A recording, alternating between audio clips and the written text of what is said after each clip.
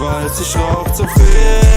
Ich weiß, ich sauf zu viel und bin immer unterwegs. Wenn du meinst, du brauchst mich hier, ich verbrauche dich zu viel. Du brauchst mich viel zu viel. Und auch wenn wir uns haben. Tous et bienvenue sur le foot en 3D, on est là pour une nouvelle vidéo et comme vous avez vu dans l'intro, on avait une chanson de Zouviel. Ça s'appelle Zouviel par Edo Saya et Tello. Qui est-ce que cette chanson? Vous allez me dire pourquoi une musique allemande, encore plus. Aujourd'hui, on a décidé que chacun de nous, du foot en 3D, fasse un championnat, une histoire. Et Zouviel, qui veut dire trop en allemand, et ben là, on va parler du sureffectif du Bayern. Euh, le sureffectif du Bayern qui a un problème, même s'ils sont premiers de Bundesliga et qu'ils se sont qualifiés en barrage de Ligue des Champions. Du coup, on va en parler avec Antoine. Est-ce que ça serait un problème pour l'avenir? Comment vas-tu, Antoine? Ça va, merci. Et toi? Tranquille, tranquille. Je vous rappelle que le Bayern vient d'acheter un nouveau joueur, si vous avez suivi, un nouveau gardien pour le Bayern de Munich, alors ils avaient déjà 6 gardiens, ça fait beaucoup, non? Qu'est-ce que t'en penses? Déjà pour les gardiens. Ouais, bah c'est sûr que quand on commence à avoir pas mal de gardiens, c'est dur de les faire jouer. On voit qu'au PSG, Safonov et Donnarumma, ils ont à peu près le même niveau, entre guillemets, et que du coup, mentalement, c'est difficile. Maintenant, voilà, je pense que si le Bayern y recrute des joueurs, bah c'est parce qu'ils en ont besoin. En tout cas, ils en ont envie. Est-ce que c'est la bonne méthode? Je sais pas. Mais en tout cas, au niveau des gardiens, c'est sûr qu'en avoir beaucoup, c'est pas forcément une super nouvelle. Maintenant, s'ils en veulent, ils en veulent, hein. Maintenant, on va pas trop s'attarder sur le gars, sur les goals. La défense, en soi, la défense du Bayern est toujours la même. Ils ont 4 défenseurs présents, mais peut-être un départ d'Alphonso Davies, ça va peut-être être là où ils vont devoir se renforcer parce que c'est pas super super, même si Kimmich peut jouer latéral. Mais on va pas se mentir, au milieu terrain et en attaque, je ne sais pas comment fait Compagnie. Comment fait Vincent Compagnie, sachant qu'il a un, 2, 3, 4, 5, 6, 7 personnes qui peuvent être titulaires au milieu. Dans chaque équipe d'Europe, ils sont titulaires pour moi. Et en attaque, un, 2, 3, 4, 5, 6. 6 attaquants qui peuvent être titulaires. Je vous dis les joueurs au milieu de terrain qui sont comptés comme milieu de terrain. T'en as qui peuvent jouer attaquant. Kimmich, Olise, Musiala, Goretzka, Leimer, Palinha. En attaque, Gnabry, Harry Kane, Leroy Sané, Matistel, Thomas Müller, Kingsley Coman. Et la liste est longue. C'est très très long pour une équipe. Alors qu'au PSG, on a 4 attaquants bien puissants et 4-5 depuis l'arrivée de Kvaratskhelia. Et on sait que c'est déjà compliqué pour Luis Enrique de faire ses choix. Mais comment, quand tu es Vincent Kompany, tu te dis, est-ce que je mets tel, est-ce que je mets Harry Kane, est-ce que je mets Thomas Müller, même s'il est un peu vieux, ou est-ce que je mets Musiala? On va pas se mentir, Gnabry et Coman ne sont même pas titulaires parfois, alors que je vois, je vois même pas dans une équipe d'Europe comme l'Inter, tous les jours ils sont titulaires, c'est là. Non, c'est sûr que voilà, on sait que Vincent Kompany joue, il était à Burnley. Il a eu un gros manque d'effectifs là-bas, donc je sais pas s'il a juste peur de pas avoir ça, enfin comme une phobie un peu. Maintenant, ouais, il y a énormément de joueurs, même en attaque, il y en a beaucoup. Tu parlais d'Alphonso Davies qui se ferait remplacer. C'est clairement en ce moment, il est un peu sur pas sur une vague descendante, disons, mais il est plus trop à son prime. Mais ça reste un des meilleurs défenseurs latéral gauche. Pour moi, c'est un peu un Ferland Mendy bis. Ce qui est bien en fait avec le Bayern, c'est qu'ils ont énormément de joueurs qui coûtent cher. C'est-à-dire qu'à tout moment, ils peuvent régresser l'effectif et gagner facilement 200, 300 millions. Je sais pas ce que tu en penses. Maintenant, je sais pas quel joueur il faut vendre en priorité, s'ils veulent vendre des joueurs en priorité, mais à mon avis, ils ont tout en fait pour pouvoir garder un équilibre. Mais moi j'ai envie de dire que moi j'ai envie de poser la question à vous, nos abonnés ou à ceux qui nous regardent. Est-ce que vous pensez que trop de joueurs peut conduire à la perte du Bayern de Munich? Parce que pour moi, après c'est que mon avis, avoir Musiala, Olise, Kimmich, Palinha, Goretzka, Leimer, Harry Kane, Gnabry, Coman, Thomas Müller, Mathys Leroy Sané dans la même équipe, on pourrait se dire sur le papier, tu gagnes tout le temps la Ligue des Champions.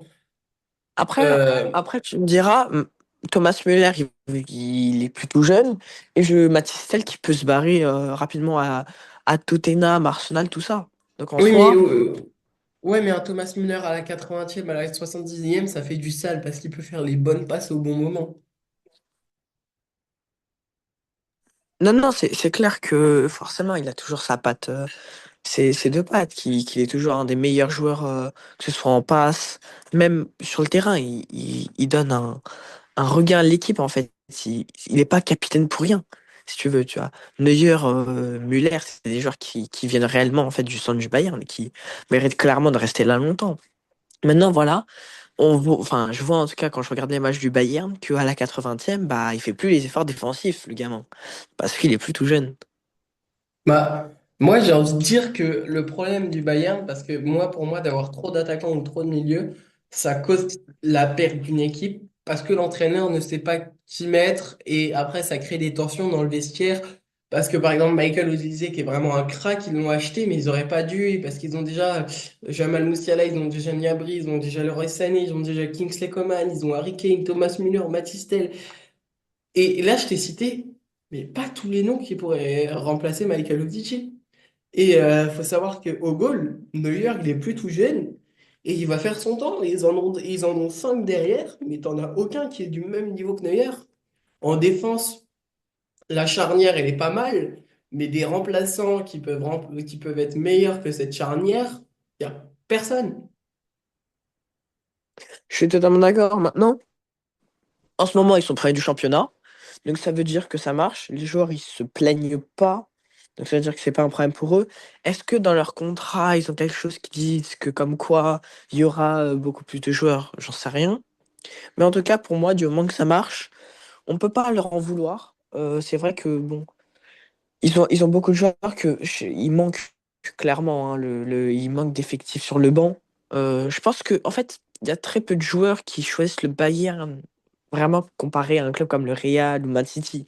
Tu vois, ils sont un peu genre les troisièmes. Ouais, pour moi le Bayern euh, est très mauvais en ce moment, enfin, va être très mauvais du fait de ce sureffectif en Ligue des Champions. Ne pas savoir qui est-ce que tu vas mettre, c'est un gros problème. Et par exemple, pour moi, tu vends Mathys Tel, tu vends Thomas Müller, tu vends Leimer, tu vends qui est-ce d'autre? Gnabry, tu te fais beaucoup d'argent et là, tu as investi en défense. Ouais, mais après, t'investis sur quel joueur? Mais c'est pas mon problème. Il faut faire des études pour ça. Je suis pas recruteur officiel du Bayern de Munich. Moi, je dis juste que mon avis, le sureffectif du Bayern peut causer la perte du Bayern de Munich. Comme on avait vu qu'au PSG, avoir quatre attaquants, Di Maria, Mbappé, Neymar, Messi, cinq, excusez-moi, ça marche pas. Après, voilà, ils veulent acheter des défenseurs. Je sais pas si ça te donne un sureffectif, mais en tout cas, c'est sûr qu'il faut dégraisser cette équipe. Maintenant, moi, comme j'ai dit, pour l'instant, ils gagnent leur match, donc bah, ça me pose pas de problème qu'ils soient avec autant de joueurs. Si les joueurs sont pas énervés, que ça crée pas de polémique, pour moi, tout va bien chez eux.